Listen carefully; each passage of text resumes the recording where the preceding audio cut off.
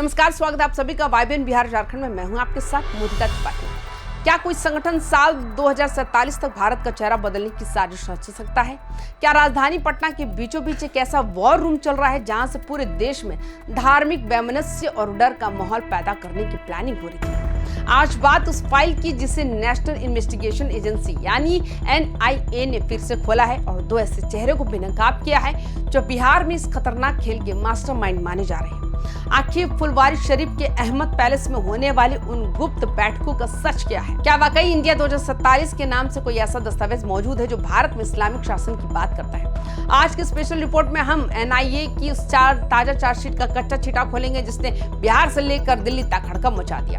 Video को अंत तक जरूर देखिएगा क्योंकि आज आप जानेंगे कैसे शांति के नाम पर अशांति का जाल बिछाया जा रहा था। बिहार के चर्चित PFI आपराधिक साजिश मामले में NIA ने एक बड़ी स्ट्राइक की है। पटना की विशेष अदालत में एजेंसी ने एक पूरक चार्जशीट दाखिल की है। इस चार्जशीट के साथ ही अब इस मामले में कुल आरोपितों की संख्या बढ़कर 20 हो गई है। इस बार रडार पर आए हैं PFI के दो सबसे बड़े मोहरे, तत्कालीन प्रदेश अध्यक्ष महबूब आलम उर्फ महबूब आलम नदवी और उपाध्यक्ष शमीम अख्तर। इन दोनों पर भारतीय न्याय संहिता और UAPA जैसी संगीन धाराओं के तहत आरोप लगाए गए हैं। NIA का दावा है कि ये दोनों न सिर्फ संगठन का चेहरा थे बल्कि बिहार में कट्टरपंथ की नर्सरी तैयार करने के मुख्य सूत्रधार भी थे।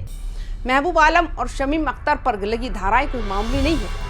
UAPA गैर कानूनी गतिविधि रोकथाम अधिनियम के तहत आरोपित होने का मतलब है कि अब इन्हें जमानत मिलना लगभग नामुमकिन है। NIA ने चार्जशीट ऐसे पुख्ता सबूत दिए जो साबित करते हैं ये लोग देश के खिलाफ युद्ध छेड़ने जैसी साजिश का हिस्सा थे।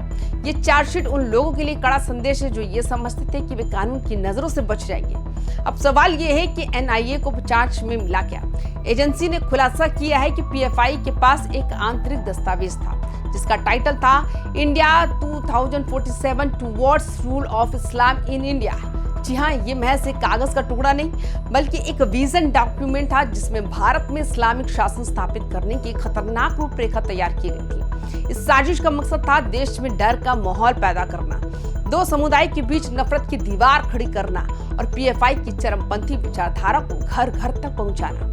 NIA की जांच बताती है कि महबूब आलम और शमीम अख्तर इसी एजेंडे को जमीन पर उतारने के लिए युवाओं का ब्रेन वॉश कर रहे थे। आखिर इतना बड़ा नेटवर्क चलाने के लिए पैसा कहां से आ रहा था?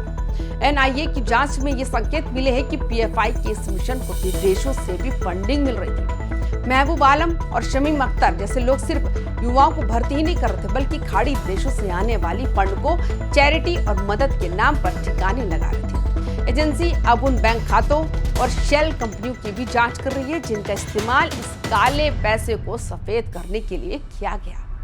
सवाल ये है कि क्या बिहार के कुछ सफेद पोश लोग भी इस फंडिंग के खेल में शामिल थे?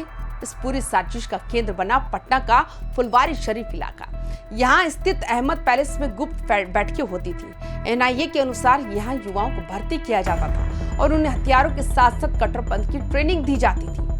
जुलाई 2022 में जब बिहार पुलिस ने पहली बार यहाँ छापेमारी की थी तब किसी को अंदाजा नहीं था कि ये मामला इतना बड़ा निकलेगा। पुलिस को मौके से ही वही विजन डॉक्यूमेंट मिला था जिसने देश की सुरक्षा एजेंसियों के कान खड़े कर दिए। मामले की गंभीरता को देखते हुए गृह मंत्रालय ने जांच NIA को सौंप दी और तब से एक एक करके इस सिंडिकेट की कड़ियां जुड़ती जा रही है। NIA ने अपनी जांच में एक और चौंकाने वाला खुलासा किया। अहमद पैलेस में जो ट्रेनिंग दी जाती थी उसे ऊपर से मार्शल आर्ट्स और सेल्फ डिफेंस का नाम दिया गया था, लेकिन असल में वहां युवाओं को लाठियों, चाकुओं और अन्य हथियारों का इस्तेमाल सिखाया जा रहा था।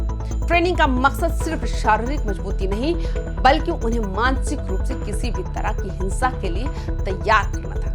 NIA ने ट्रेनिंग में शामिल कुछ ऐसे गवाहों के बयान भी दर्ज किए हैं जिन्होंने बताया है कि कैसे उन्हें टारगेट की पहचान करना सिखाया जाता था। शुरुआत में ये मामला बिहार पुलिस की फाइलों में दबा था, लेकिन जुलाई 2022 में जब NIA ने केस संभाला तो परतें खुलनी शुरू हुई। जांच में पता चला ये सिर्फ बिहार तक सीमित नहीं था बल्कि इसके तार सीमा पार और अन्य राज्यों से भी जुड़े थे। NIA ने अपनी चार्जशीट में साफ साफ कहा है कि महबूब आलम नदवी और शमीम अख्तर कैडरों की भर्ती करने और उन्हें ट्रेनिंग प्रोग्राम में भेजने के लिए फंड का इंतजाम भी करते थे। फिलहाल ये दोनों सलाखों के पीछे हैं, लेकिन NIA का कहना है ये जांच अभी खत्म नहीं हुई। कई और सफेद पोश चेहरे अभी भी एजेंसी के रडार पर हैं। महबूब आलम और उसके साथी सिर्फ बंद कमरों में ही नहीं बल्कि डिजिटल दुनिया में भी एक्टिव थे। जांच में पता चला है कि पीएफआई के दर्जनों व्हाट्सएप ग्रुप्स और टेलीग्राम चैनल्स के जरिए भड़काऊ कंटेंट फैलाया जा रहा था। ग्रुप्स में खास तौर पर उन युवाओं को जोड़ा जाता था जो सामाजिक या आर्थिक रूप से पिछड़े थे। उन्हें देश की लोकतांत्रिक संस्थाओं के खिलाफ भड़काकर संगठन की विचारधारा से जोड़ा जाता था।